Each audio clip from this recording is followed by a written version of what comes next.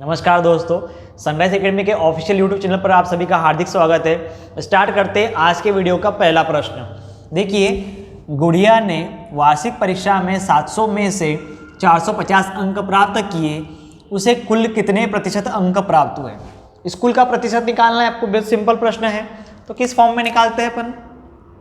तो देखिए, जब ये प्रतिशत निकालने की बात आती है तो जो नंबर आपको मिलते हैं, प्राप्त अंक बटे में कुल अंक इंटू में 100, इससे आपका क्या निकल जाता है? स्कूल का प्रतिशत निकलता है। अब देखिए, प्राप्त अंक कितने हुए आपको? 490। टोटल कितने नंबर के पेपर थे? 700 नंबर का पूर्णांक है आपका, इंटू में 100। 0 0, ये 0 से ये 0 कैंसिल हुआ, 7 एक हम 7, 7 7 49। तो गुड़िया को कितने प्रतिशत अंक प्राप्त हुए हैं? गुड़िया को 70% अंक प्राप्त हुए। ठीक है, बहुत सिंपल प्रश्न था पहला। प्राप्त अंक बटे में कुल अंक गुणित में 100, इसके थ्रू आप क्या करते हो? कोई भी प्रतिशत को निकाल सकते हो। ठीक है, चलिए अगले प्रश्न की बात करते हैं। संख्या 480 को 25% बढ़ाकर पुनः 25% कम कर दिया जाए तो बताइए संख्या में कुल कितने % की कमी या वृद्धि हो? देखिए, यहाँ पर दिया है 480। 480 में पहले 25% बढ़ाना है और फिर 25% कम करना है। तो जब भी ऐसी स्थिति आए तो आपको ये संख्या के साथ में कोई छेड़खानी नहीं करनी। ठीक है, परंतु यहाँ देखना है 25% बढ़ रहा है और फिर 25% कम हो रहा है। जब ऐसा प्रश्न आए जिसमें वृद्धि भी होती है और कमी भी होती है, तो इस समय आपको एक फॉर्मूला याद रखना है, x² बटा 100। और ऐसी स्थिति में हमेशा क्या होती है? ऐसी स्थिति में हमेशा कमी ही होती है। ठीक है, ऐसी स्थिति में हमेशा क्या होता है? कमी होती है। तो पहले 25% बढ़ाया, फिर 25% कम कर दिया। देखिए, यहाँ 25 का वर्ग आ जाएगा बटे में 100। जब भी ऐसा कोई प्रश्न आपको मिलता है तो ऐसी स्थिति में हमेशा हानि ही होती है, हमेशा कमी ही होगी। ठीक है, परंतु संख्या के साथ में कोई छेड़खानी नहीं करनी है, आपको केवल प्रतिशत को लेकर चलना है। तो ये दोनों भी आपका x का मान हो जाएगा। तो x का स्क्वायर अपॉन 100, तो 25 का वर्ग होता है 625 बटे 100। तो यहाँ से क्या हो जाएगा? 6.25% की क्या आ जा रहा है? इसके अंदर कमी आ जा रहा है। ठीक है, इस प्रश्न में जो पूछा गया था कि कितने % की कमी आ जाएगी, तो क्वेश्चन में क्या आ जाएगा आपका? 6.25% की कमी। क्लियर हो रहा है सभी को? समझ में आ रहा है किस प्रकार के प्रश्न एग्जाम में पूछे जाते हैं? बिल्कुल बेसिक कॉन्सेप्ट से लेकर चल रहे हैं अपन। ठीक है, चलिए, किसी संख्या का 20% 120 है, तो उस संख्या का 120% क्या होगा? सबसे पहले अपने को संख्या निकालनी है। तो माना अपन ने संख्या क्या है आपकी? x है। माना संख्या क्या है आपकी? x। ठीक है, अब क्या पूछा है? किसी संख्या का 20%, जो संख्या है आपकी x, संख्या का 20% किसके बराबर है? 120 के बराबर। अब यहाँ से संख्या को निकाल लीजिए। तो x इंटू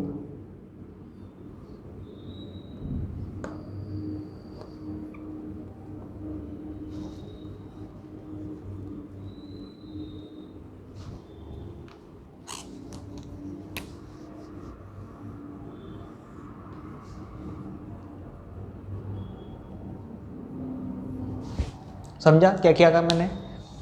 x का 20% बराबर 120 और यहाँ से x का मान निकाल लिया 600। अब ये संख्या आ गई आपके पास में 600 की। संख्या क्या है? 600 है। पूछा क्या है? संख्या का 120% क्या होगा? तो संख्या क्या है? 600। तो 600 का 120% पूछा है। संख्या का 120% परसेंट बटेगा 100। 12 72, 720 आपका क्या होगा? इस प्रश्न का आंसर होगा। मतलब जो आपकी संख्या है, संख्या क्या निकली आपकी? 600। 600 का 120% निकालना है आपको। 600 का 120% निकालना है, तो 600 का 120% कितना हिस्सा आता है? 720। तो आपका आंसर क्या हो गया? 720। ठीक है, तो सबसे पहले संख्या निकाली, संख्या का फिर परसेंटेज फाइंड आउट किया।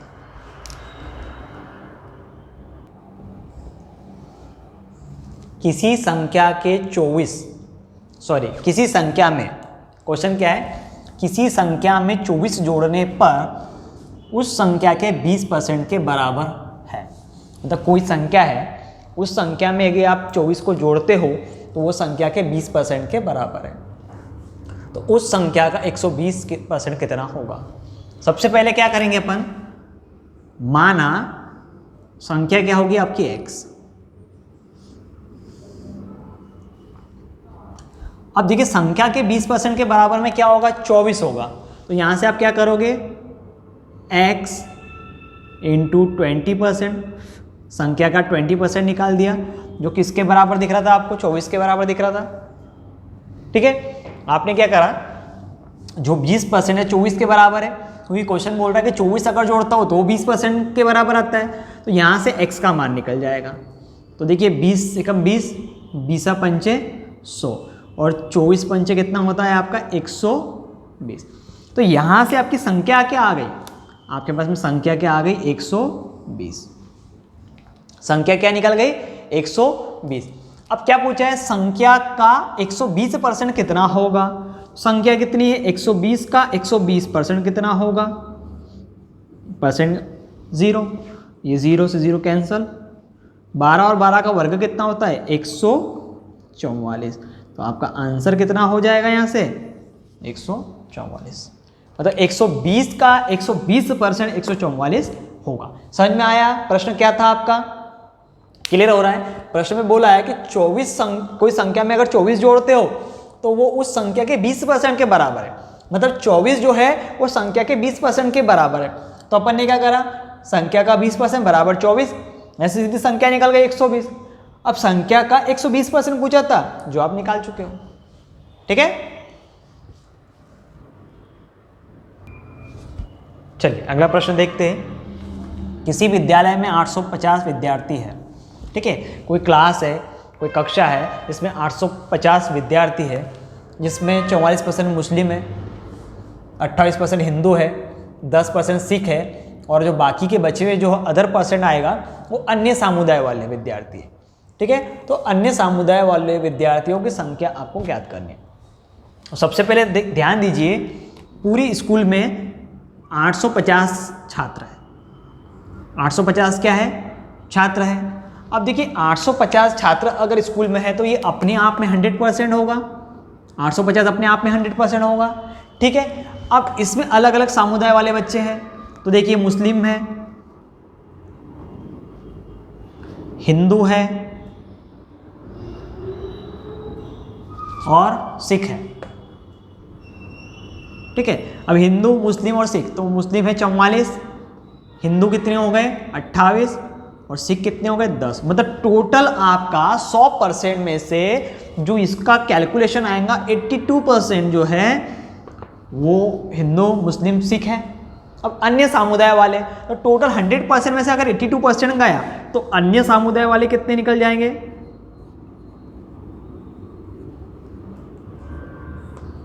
18%। अन्य समुदाय वाले विद्यार्थी कितने परसेंट होंगे 18% होंगे।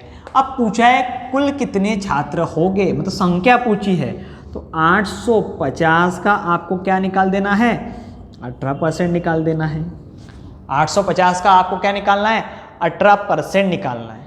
ठीक है, अब 850 का 18%, तो आप इन दोनों का मल्टीप्लाई कर लीजिए, यहाँ से आपका आंसर आ जाएगा। तो देखिए इसको काट लीजिए, तो 5 से कट जाएगा, 5 दूनी 10, 5 कम 5, 5 7 35, 2 1 कम 2, 2 नाम 18 और 17 नाम कितना होता है 153। तो यहाँ से आपके अन्य समुदाय वाले जो विद्यार्थी है, वो दूसरे समाज वाले जो विद्यार्थी है, अन्य समुदाय मतलब दूसरा आपका समुदाय, तो आंसर क्या आ जाएगा 153। तो अन्य समुदाय वाले जो विद्यार्थियों की संख्या है वो 153 है। और टोटल छात्र कितने थे आपके 850। क्लियर हुआ किस प्रकार का प्रश्न था ये, नोट डाउन कर लीजिए इसको ध्यान से। हर एक प्रश्न को बिल्कुल प्रॉपर तरीके से नोट डाउन कीजिए, समझते चलिए, आपका प्रतिशत का कॉन्सेप्ट धीरे धीरे क्लियर होते चलेगा। ठीक है,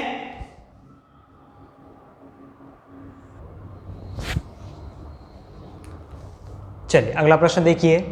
दो संख्याएं एक तीसरी संख्या से क्रमशः 20% और 50% अधिक है। पहली संख्या दूसरी संख्या का कितने प्रतिशत है?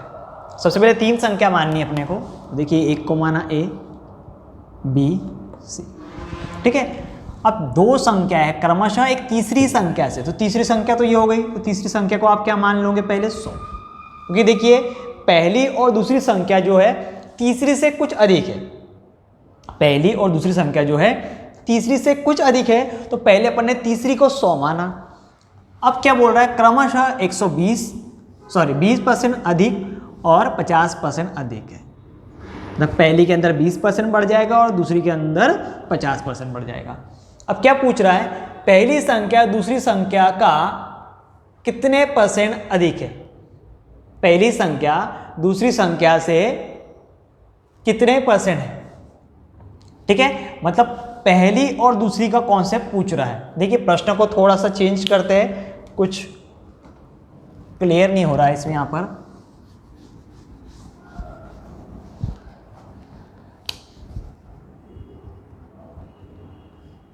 पहली संख्या तीसरी संख्या से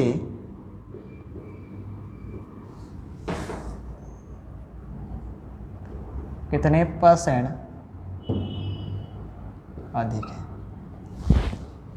तो देखिए आपके पास में तीसरी संख्या को आपने 100 माना, पहली संख्या आपकी 120 जो दूसरी से अधिक है, और दूसरी संख्या आपकी 150। अब पूछ रहा है कि पहली जो है तीसरी से कितनी अधिक है, तो देखिए यहाँ पर 120 है और ये आपको सीधा 100 दिख रहा है, तो पहली संख्या जो है वो दूसरी से डायरेक्ट कितनी % अधिक दिख रही है आपको? 20% दिख रही है, ठीक है। पहली संख्या जो है तीसरी संख्या से कितने % अधिक दिख रही है? 20% अधिक दिख रही है। परंतु अब क्वेश्चन अगर पूछा जाए कि जो दूसरी संख्या है वो पहली संख्या से कितने % अधिक है, जो दूसरी संख्या है आपकी 150 वो पहली संख्या से कितने % अधिक है, और सबसे पहले इन दोनों का डिफरेंस कितना हो जाएगा? 30, ठीक है। % निकाल रहे हैं अपन, इन दोनों का डिफरेंस कितना हो गया? 30। अब पूछा क्या है कि दूसरी संख्या पहली संख्या से कितने अधिक है, मतलब अपना बेस क्या है? पहली संख्या है, पहली संख्या से अधिक पूछ रहे हैं अपन यहाँ, तो यहाँ पर आ जाएगा 120 इंटू में क्या आ जाएगा यहाँ पर 100, क्योंकि 30 जो है किससे अधिक दिख रहा है? 120 से अधिक दिख रहा है। अब काट लीजिए, 3 एकम 3, 3 चौक 12, तो यहाँ से कितना आ जाएगा आपका? 25% अधिक है। आपका आंसर क्या हो जाएगा कि जो दूसरी संख्या है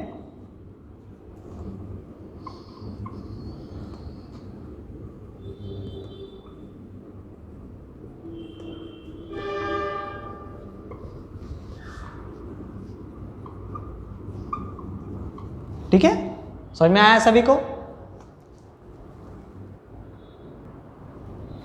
चलिए अगला प्रश्न देखते हैं। 600 रुपये का 5/6 एवं 600 रुपये का 5/6%, ठीक है। ये ओनली 5/6 दिया है और ये 5/6% में दिया है, कितना अंतर है, ठीक है। ध्यान दीजिए ये प्रतिशत में दिया है और ये प्रतिशत में नहीं दिया है। अगर आप थोड़ा सा अगर ध्यान से नहीं पढ़ते हो तो आंसर आपका 0 आ जाएगा, ठीक है। तो अब यहाँ देखिए अंतर पूछा है, तो 600 का 5/, देखिए का की जगह हमेशा अपन क्या करते हैं, बोडमास के नियम के अनुसार जहां पर भी का लगा हुआ हो वहां गुणा का चिन्ह यूज करते हैं। माइनस 600 का 5/6%, तो प्रतिशत के लिए क्या लग जाएगा? बटे में 100 लग जाएगा, ठीक है। अब देखिए ध्यान से, तो यहाँ से देखिए कैंसिल हो जाएगा, तो यहाँ क्या बचा आपका? 100 बचेगा, ठीक है। यहाँ से देखिए और यहाँ मात्र 5 बच रहा है, तो ये कितना हो जाएगा आपका? 500, 5 का गुणा 100 में करोगे 500, माइनस में यहाँ कुछ भी नहीं बचा है, 5 बचा है, तो आंसर कितना आ जाएगा? 495, ठीक है। मतलब आपका देखिए 600 रुपये का 5/6 एवं 600 रुपये का 5/6% में कितना अंतर है, तो कितने का अंतर आ रहा है? 495 रुपये का। कितने का अंतर आ रहा है इसके अंदर? 495 रुपये का, ठीक है, क्योंकि ये प्रतिशत के फॉर्म में था और ये विदाउट प्रतिशत वाला था। क्लियर हो रहा है? बहुत सिंपल प्रश्न था, बिल्कुल ध्यान से कीजिए।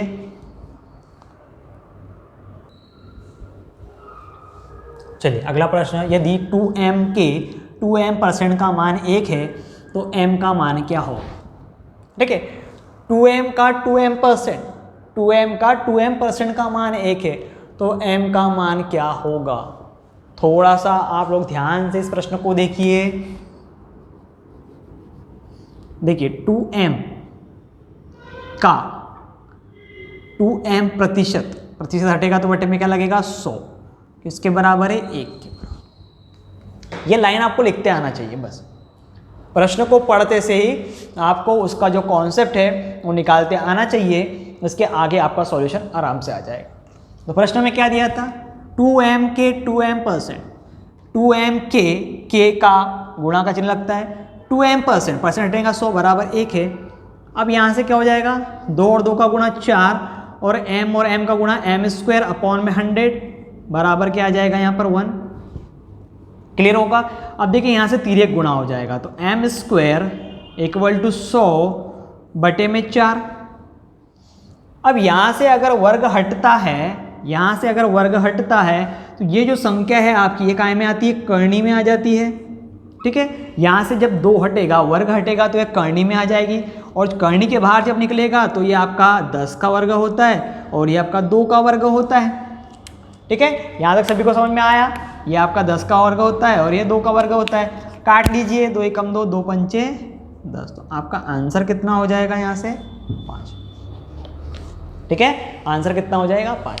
तो 2m का 2m% हटेगा तो 100 लगेगा जो 1 के बराबर आएगा। ठीक है, समझ में आया सभी को।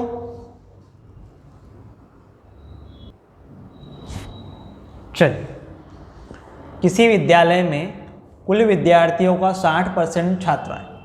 ठीक है, यदि छात्र 300 हो तो छात्राएं कितनी होगी। तो सबसे पहले देखिए यहाँ पर कुल छात्र जो स्कूल के हैं वो अपने को पता नहीं है, तो अपन ने मान लिया कि वो कितने छात्र हो गए x। ठीक है, वो कितने छात्र हो गए x हो गए। ठीक है, अब देखिए यदि यहाँ पर आपको 60% क्या दिया हुआ है, डेटा लिख लेते बाहर, 60% क्या दिया है, छात्रा दिया है, और 40% क्या दिया है, छात्र दिया है। ये 100 है, टोटल विद्यार्थी अपन 100 मानेंगे। अब 100 अगर मानते हो तो 100 में से 60% छात्रा है तो बचे हुए 40% क्या होंगे, वो छात्र होंगे। ठीक है, यहाँ तक समझ में आया सभी को। और छात्र की संख्या कितनी है, छात्र की संख्या है 300। छात्र की संख्या क्या है 300, मतलब कुल जो विद्यार्थी आपके x है उस x में से जो 40% है वो किसके बराबर आना चाहिए, 300 के बराबर आना चाहिए। तो देखिए कुल विद्यार्थी का 40% जो हिस्सा है वो किसके बराबर है, 300 के बराबर है, क्योंकि छात्र भी 40% है और 300 भी छात्र ही है। चलिए क्या करोगे यहाँ से, तो काट लीजिए यहाँ से। तो देखिए 0 से 0 कैंसिल हो गया, x बराबर 300 × 10 बटा 4, 2 से काट लीजिए, 2 दूनी 4, 2 पंचे 10, 2 एकम 2 और ये कितना हो गया 150, और 15 पाँचे कितना हो जाएगा 75। तो 750 क्या हो गए, कुल विद्यार्थी हो गए। 750 क्या हो गए, कुल विद्यार्थी हो गए। परंतु अपने को क्या चाहिए था, छात्राएं कितनी हैं। तो 750 कुल विद्यार्थी का 60% जो होगा वो क्या थी, छात्राएं थी। ये किसके बराबर थी, छात्राएं के बराबर। तो देखिए 0 से 0 कैंसिल हुआ, 6 पंचे 30, 0 3, और 6 और 7 का गुणा 42 और 3, 42 और 3 45। तो स्कूल में कुल छात्राएं आपकी 450 होगी, 300 छात्रा है, दोनों को मिलाओगे तो कुल 750 विद्यार्थी आपके यहाँ से आ चुके हैं। क्लियर हो रहा है सभी को। ठीक है, x अपन ने विद्यार्थी माना, 60% जो छात्राएं थी, बचे 40%, क्योंकि हर स्कूल में अपने आप में 100% कैपेसिटी होती है। ठीक है, स्ट्रेंथ 100% होती है, और 100% में से 60% अगर गर्ल्स होगी तो 40% कौन होना चाहिए, बॉयज़ होना चाहिए। ठीक है, अब बॉयज़ का आपको संख्या दी है 300, तो अपन ने क्या माना कि टोटल संख्या का 40% हिस्सा जो है वो 300 के बराबर है। मतलब टोटल छात्रों का 40% जो छात्र है दिया हुआ है वो 300 के बराबर है, ठीक है। तो यहाँ से x का मान निकल गया 750। अब पूछा है कि छात्राएं कितनी होगी, तो टोटल 750 विद्यार्थी हो गए, 60% छात्रा है तो 750 का 60% निकाला, आपको 450 आ गया। ये बिल्कुल सिंपल प्रश्न था आपका, ठीक है। प्रश्न को बिल्कुल ध्यान से पढ़ने की जरूरत है, समझने की जरूरत है। उसका कॉन्सेप्ट आप अगर समझ गए, बिल्कुल प्रश्न को ध्यान से पढ़िए, एक एक लाइन को ध्यान से समझिए, प्रश्न क्या पूछना चाह रहा है। अगर आप वो समझ चुके हो तो आप सॉल्यूशन को इजीली क्रैक कर लोगे, ठीक है। समझ में आ गया सभी को?